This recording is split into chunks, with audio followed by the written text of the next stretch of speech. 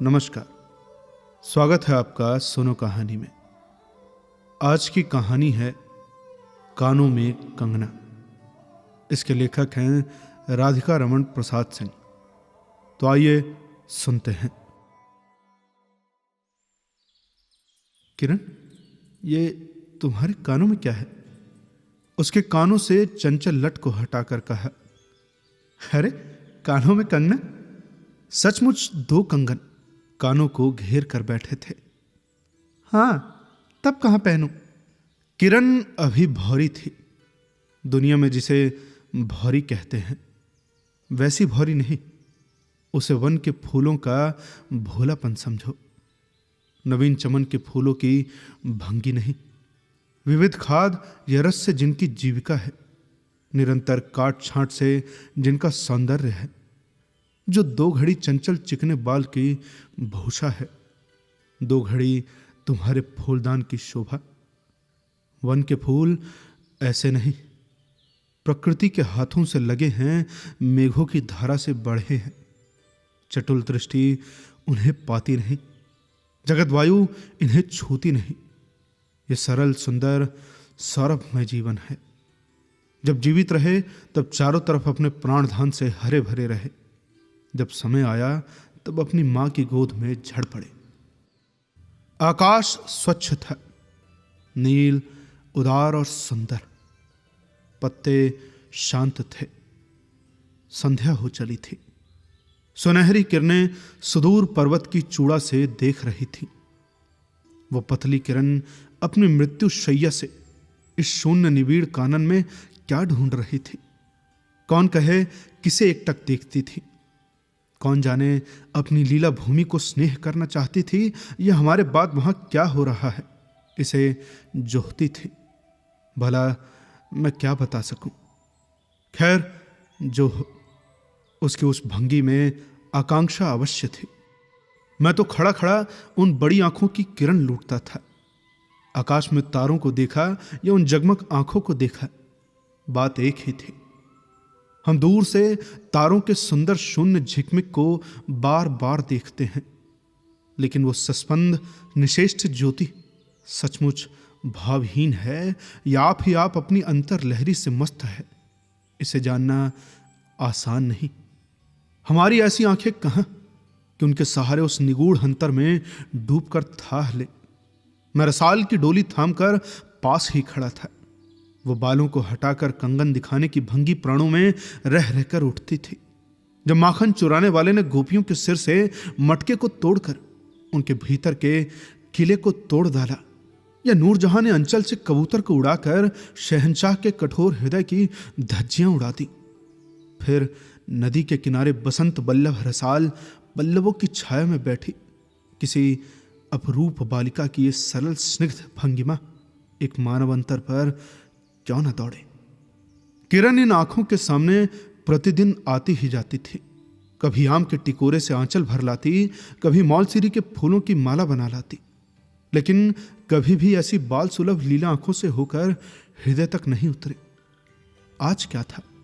कौन शुभ या अशुभ क्षण था कि अचानक वो बनैली लता मंदार माला से भी कहीं मनोरम दिख पड़ी? कौन जानता था कि चाल से कुचाल जाने में, हाथों से कंगन भूलकर कानों में पहनने में इतनी माधुरी है, 2 टके के कंगने में इतनी शक्ति है।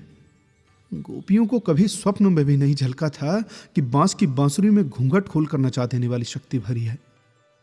मैंने चटपट उसके कानों से कंगन उतार लिया, फिर धीरे धीरे उसकी उंगलियों पर चढ़ाने लगा। न जाने उस घड़ी कैसी खलबली थी। किरण, आज की यह घटना मुझे मरते दम तक न भूलेगी। ये भीतर तक बैठ गई। उसकी बड़ी बड़ी आंखें और भी बड़ी हो गई। मुझे चोट सी लगी। मैं तत्क्षण योगेश्वर की कुटी की तरफ चल दिया। प्राण भी उसी समय नहीं चल दिए, यही विस्मय था। भाग 2। एक दिन था कि इसी दुनिया में दुनिया से दूर रहकर लोग दूसरी दुनिया का सुख उठाते थे। हरिचंदन के पल्लवों की छाया भूलोक पर कहां मिले, लेकिन किसी समय हमारे यहां भी ऐसे वन थे जिनके वृक्षों के साए में घड़ी घाम निवारने के लिए स्वर्ग से देवता भी उतर आते थे। जिस पंचवटी की अनंत यौवन देखकर राम की आंखें भी खिल उठी थीं, वहां के निवासियों ने कभी अमरतरु के फूलों की माला नहीं चाही, मंदाकिनी के छींटों की शीतलता नहीं ढूंढी। नंदनो पवन का सानी कहीं वन भी था, कल्प वृक्ष की छाया में शांति अवश्य है, लेकिन कदम की छहियां कहां मिल सकती। हमारी तुम्हारी आंखों ने कभी नंदनोत्सव की लीला नहीं देखी, लेकिन इसी भूतल पर एक दिन ऐसा उत्सव हो चुका है जिसको देख देख कर प्रकृति तथा रजनी 6 महीनों तक ठगी रही। शत शत देवांगनाओं ने पारिजात के फूलों की वर्षा से नंदन कानन को उजाड़ डाला। समय ने सब कुछ पलट दिया। अब ऐसे वन नहीं जहां कृष्ण गोलोक से उतरकर 2 घड़ी वंशी की टेर थे, ऐसे कुटीर नहीं जिनके दर्शन से रामचंद्र का भी अंतर प्रसन्न हो, या ऐसे मुनिष ही नहीं जो धर्म धुरंधर धर्मराज को भी धर्म में शिक्षा दे। यदि 1-2 भूले भटके हों भी, तब अभी तक उन पर दुनिया का पर्दा नहीं उठा, जगन माया की माया नहीं लगी। लेकिन वे कब तक बचे रहेंगे? लोग अपने यहां अलौकिक बातें कब तक होने देगा? भला भवसागर के जल तरंगों पर थिर होना कब संभव है? ऋषिकेश के पास एक सुंदर वन है, सुंदर नहीं अपरूप सुंदर है। वो प्रमोद वदन के विलास निकुंजों जैसा सुंदर नहीं, वरंच चित्रकूट या पंचवटी की महिमा से मंडित है। वहां चिकनी चांदनी में बैठकर कनक घुंघरू की इच्छा नहीं होती, वरंच प्राणों में एक ऐसी आवेश धारा उठती है जो कभी अनंत साधना के कुल पर पहुंचती है, कभी जीव जगत के एक एक तत्व से दौड़ मिलती है। गंगा की अनंत गरिमा, वन की निविड़ योग निद्रा वही देख पड़ेगी। कौन कहे कि वहां जाकर ये चंचल चित्त क्या चाहता है? गंभीर अलौकिक आनंद या शांत सुंदर मरण? इसी वन में एक कुटी बनाकर योगेश्वर रहते थे। योगेश्वर ही थे।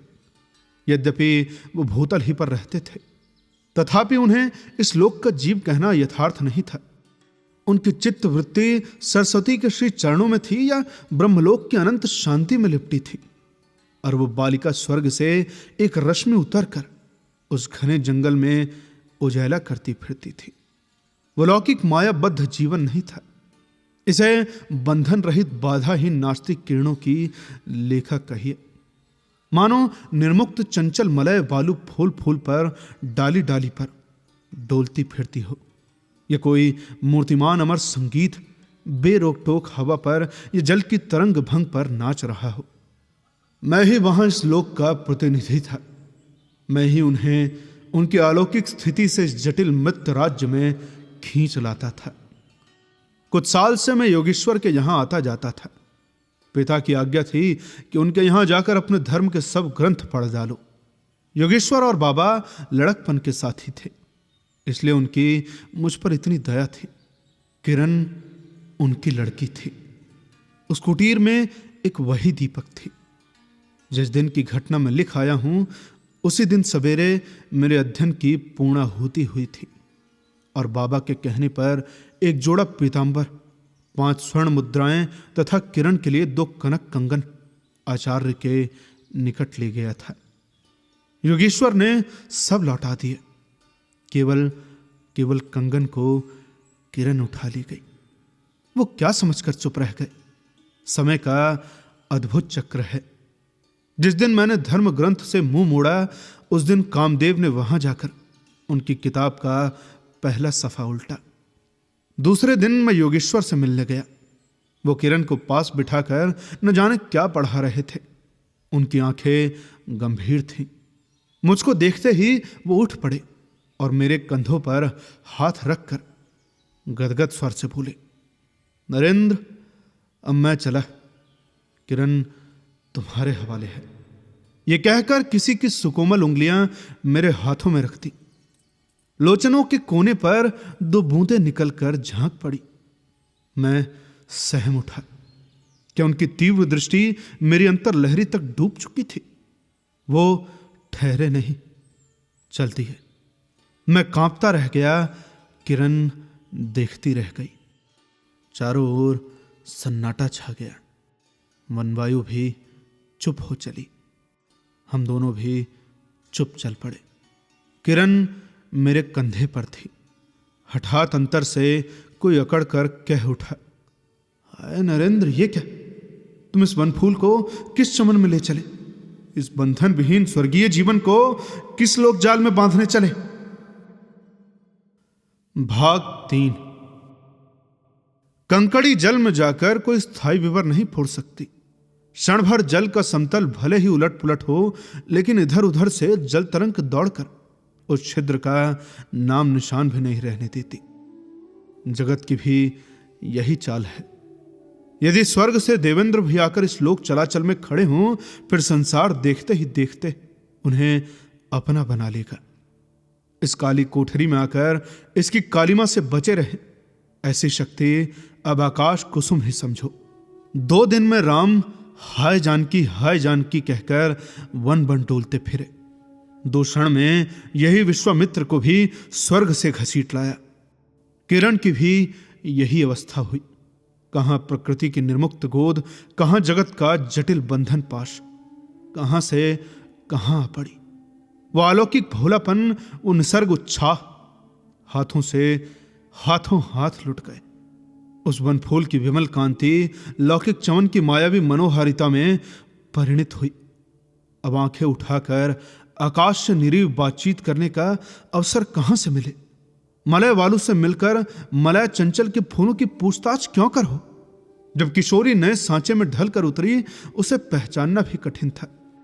वो अब लाल चोली, हरी साड़ी पहनकर सर पर सिंदूर रेखा सजती और हाथों में कंगन, कानों की बाली, गले की कंठी तथा कमर की करधनी दिन दिन उसके चित्त को नचाए मारती थी।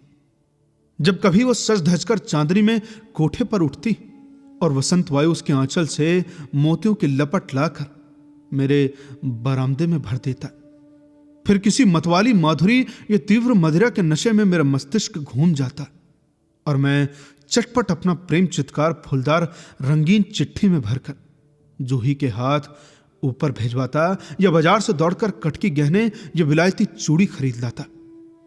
लेकिन जो हो, अब भी कभी कभी उसके प्रफुल्ल वदन पर उस अलौकिक आलोक की छटा पूर्व जन्म की सुख स्मृतिवत चली आती थी और आंखें उसी जीवंत सुंदर झिकमिक का नाच दिखाती थी। जब अंतर प्रसन्न था, फिर बाहरी चेष्टा पर प्रतिबिंब क्यों न पड़े। यूं ही 1-2 साल मुरादाबाद में कट गए। एक दिन मोहन के यहां नाच देखने गया। वहीं किन्नरी से आंखें मिली क्या, लीन हो गई। नवीन यौवन, कोकिल कंठ, चतुर चंचल चेष्टा तथा मायावी चमक। अब चित्त को चलाने के लिए और क्या चाहिए? किन्नरी सचमुच किन्नरी ही थी, नाचने वाली नहीं, नचाने वाली थी। पहली बार देखकर उसे इस लोक की सुंदरी समझना दुरुस्त था। एक लपट जो लगती किसी नशा से चढ़ जाती। यारों ने मुझे और भी चढ़ा दिया। आंखें मिलती मिलती मिल गई, हृदय को भी साथ साथ घसीट ले गई। फिर क्या था? इतने दिनों की धर्म शिक्षा, 7 वत्सर की पूज्य लक्ष्मी, बाप दादों की कुल प्रतिष्ठा, पत्नी से पवित्र प्रेम एक एक करके उस प्रतिप्त वासना कुंड में भस्म होने लगे। अग्नि और भी बढ़ती गई। किन्नरी की चिकनी दृष्टि, चिकनी बातें घी बरसाती रही। घर बार सब जल उठा। मैं भी निरंतर जलने लगा, लेकिन ज्यों ज्यों जलता गया, जलने की इच्छा जलाती रही। 5 महीने कट गए, नशा उतरा नहीं। बनारसी साड़ी, पारसी जैकेट, मोती का हार, कटकी कर्णफूल, सब कुछ लाकर उस मायाकारी के अलग तक रंजित चरणों पर रखे। किरण हेमंत की मालती बनी थी, जिस पर एक फूल नहीं, एक पल्लव नहीं। घर की बधू क्या करती? जो अनंत सूत्र से बंधा था, जो अनंत जीवन का संगी था, वही हाथों हाथ पराये के हाथ बिक गया।